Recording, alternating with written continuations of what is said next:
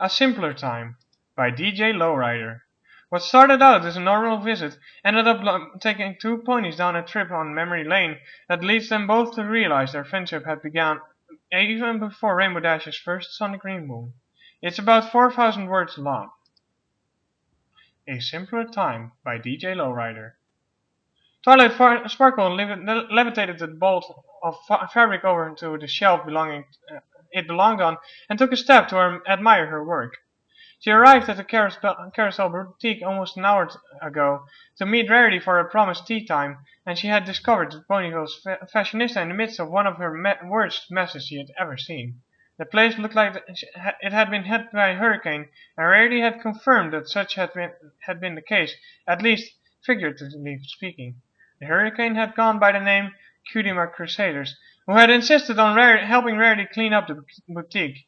Yesterday had been an annual Nightmare Night festival, and Rarity hadn't participated in it due to much fussing over her own costume.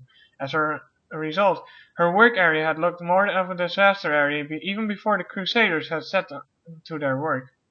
While Twilight was still not privy about the results of the girls' endeavor, she felt it was safe to assume that it had not ended well, evidently not only by the state of the boutique, but also by the nervous twitch that had plagued Rarity's right eye when she first arrived.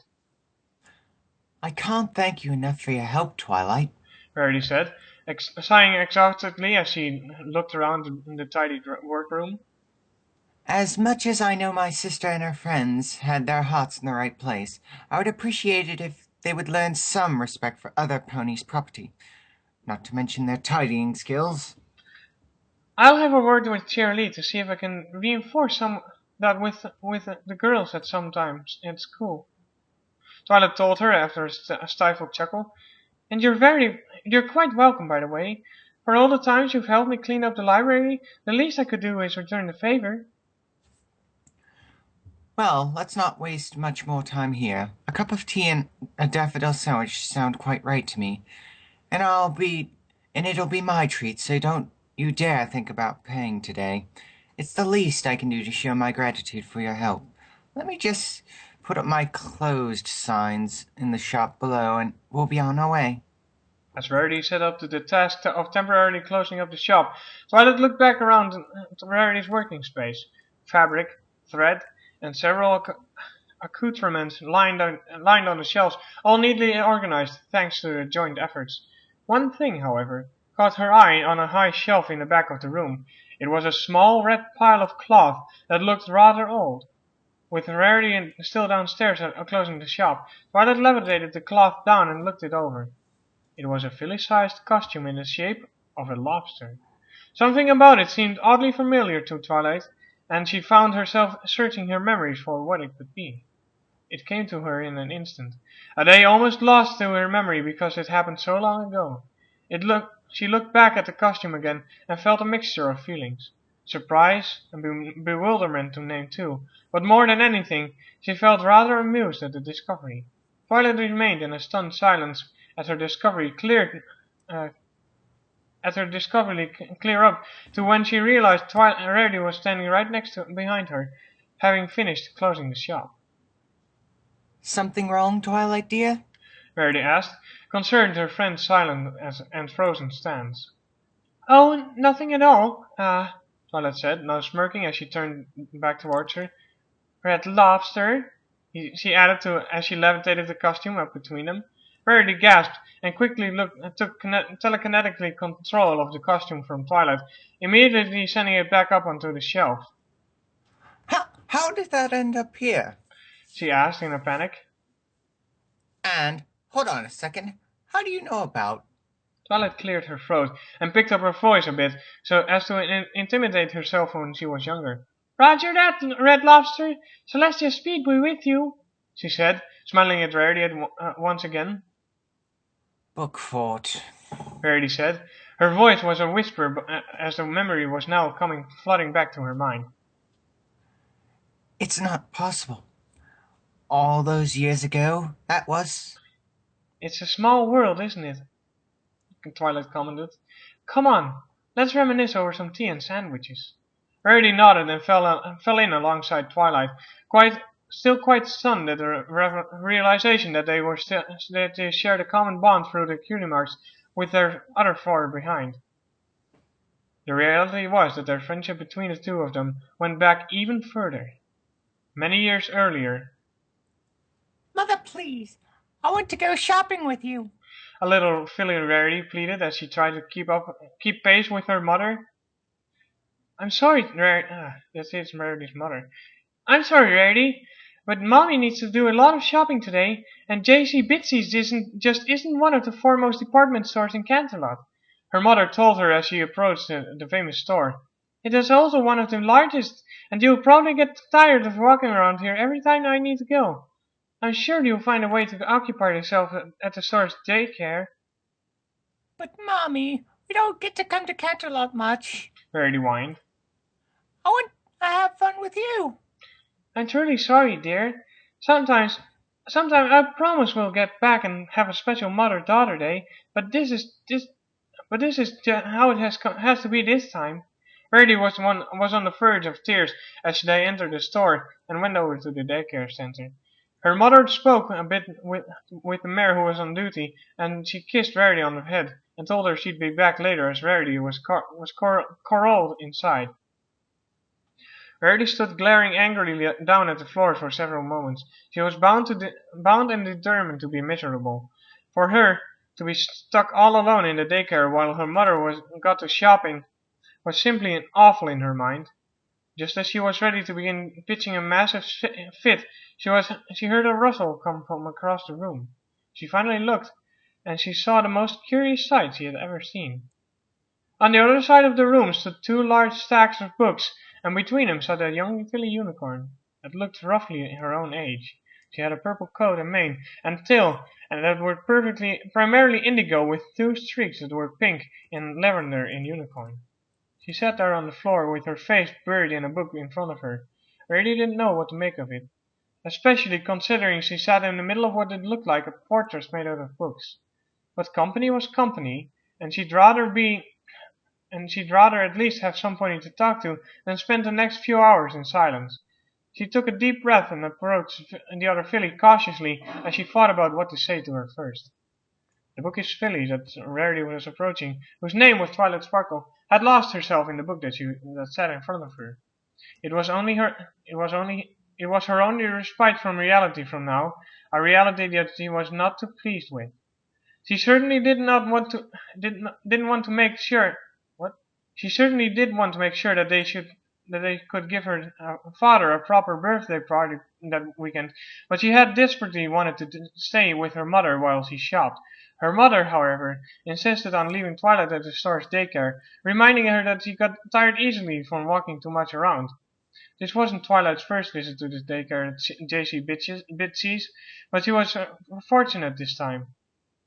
Not only had she been here the only child there at the time, but there was a whole new set of bookshelves filled with books to read. She quickly pulled down all the books that had looked interesting to her, and after stacking them up too neatly on either side of them,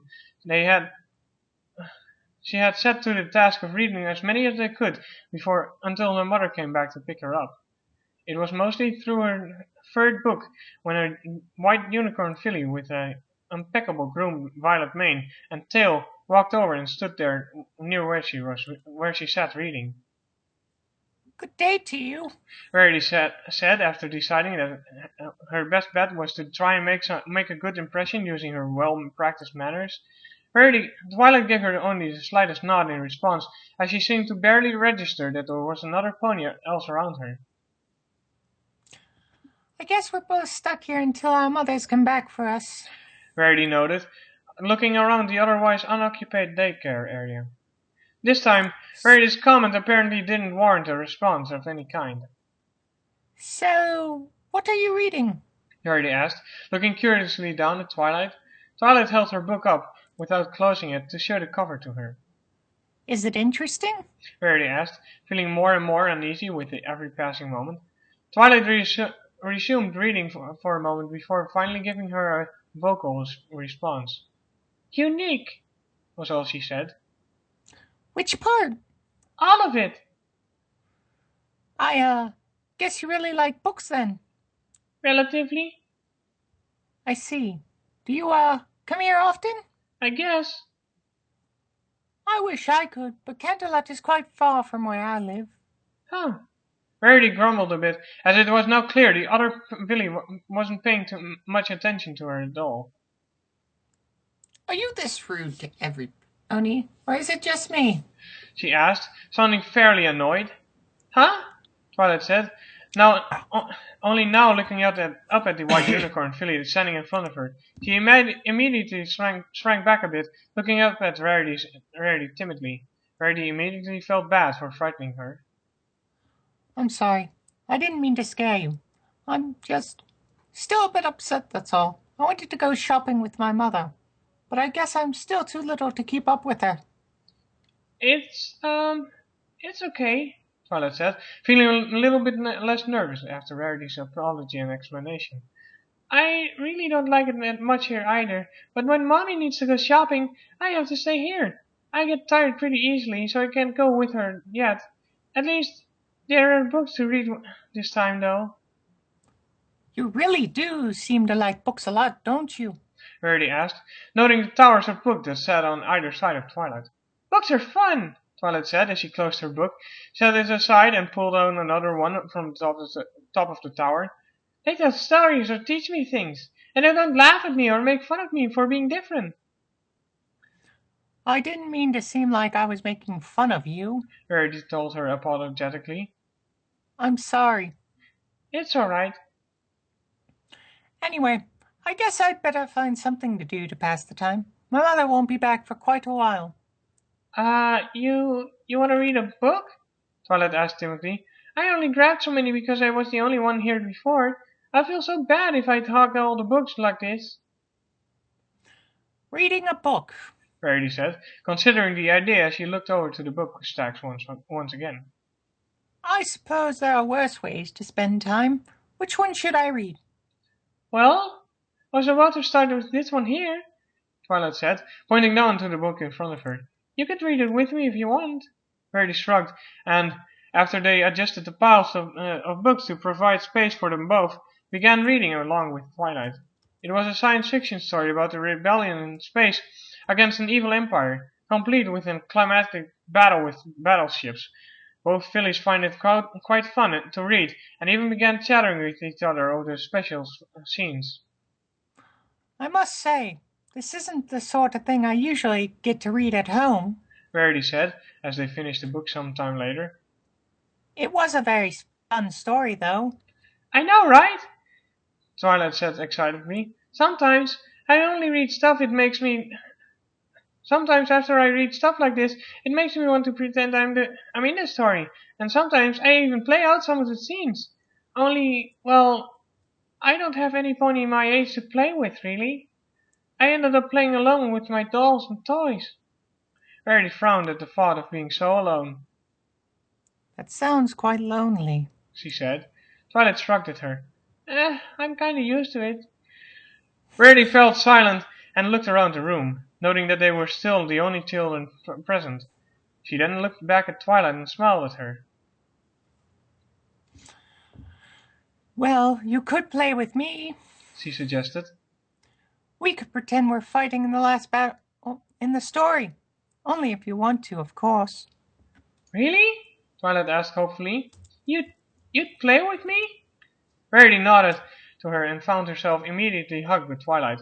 She was unaccustomed to such displays of affection, especially from a filly she had only just met, but found herself smiling at the same time. It didn't take long for the two fillies to restack the books into something resembling a fortress like what the rebels in the story had for their home base. They also set up the building blocks into a similar shape to the Empire's main battleship. With their stage set, Rarity looked around the room for something that she could add to her appearance, since she was going to pretend to be a fighter pilot. She spotted a trunk full of play clothes and costumes and quickly went through it. Settling on what looked like a lobster costume. In truth, she'd only picked it because the character she was pretended had been called Red Leader, and the costume was, of course, red. Red Lobster standing by. Rarity said, taking on a serious expression as the game was now on. Come in, Bookfort. Over. This is Bookfort, Twilight said, poking her head from the book fortress. I copy you, Red Lobster. Bookfort, I'm beginning my attack run. Rarity said as she trotted around the edge of the room, eyeing the battleship made out of many blocks warily. Roger that, Red Lobster, Twilight replied. Celestial speed be with you. Rarity turned sharply and dashed towards the ship, veering off just before reaching it. She came back around and made another pass, this time speeding right in front of it. Bookfort, the Empire's battleship shields are too strong, she cried out. My lasers aren't doing anything to it. Aim for the control tower, Red Lobster, Twilight replied. If you can knock that out, the battleship's shields will fall, and you can take it out once and for all. Copy that, Bookfort. I'm on it. Red Lobster, watch out! Enemy fighters are incoming. I see them. Bookfort, I'm taking evasive maneuvers. Rarity quickly doubled back back a ways away from the battleship, pretending she had several enemy fighters now pursuing her. I'm under heavy fire, Bookfort. Reinforcements are on the way, Red Lobster, Twilight said as she began crawling out of the fort. In the meantime, do a barrel roll. Rarity quickly dropped to her stomach and rolled over several times before jumping up again and rushing back towards the battleship. She wiped at the very top of it, toppling over a few blocks that scattered to the floor. I've taken out the control... Oh, sorry. Damn it. Go ahead.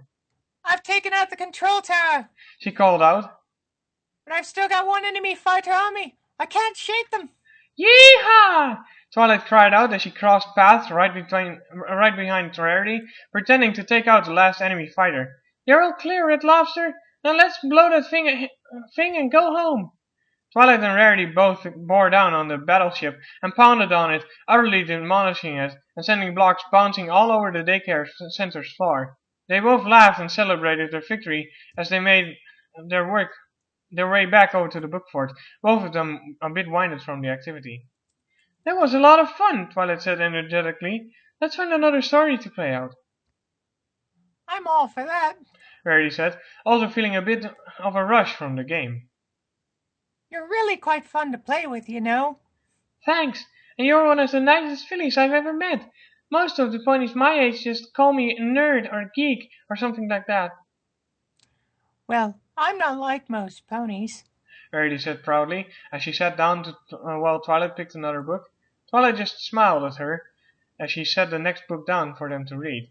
Not far into the story, however, both fillies found themselves yawning, their eyelids getting heavier and heavier. When Rarity's mother came back to the daycare to pick her up some time later, she found her daughter still wearing the Red Lobster costume and sound asleep next to Twilight. Quietly and carefully, she made her way over to the pair of sleeping fillies and hefted Rarity back onto her back. It made for quite a load along with the rather full saddlebag she was carrying, but it was nothing she wasn't used to. Bookfort. Rarity mumbled in her sleep. Let's play some more. Shh, her mother told her softly. Just stay asleep, dear. After promising the mare on duty at the daycare that she'd wash and return the lobster costume another time, Rarity's mother made her way out of the store and began the trek to the Pegasus chariot service that would ferry them back to Ponyville. Just as she left the store, Violet's mother arrived to pick her up as well. She likewise got her daughter up onto her back on her way out of the store after thanking the mare on duty as well.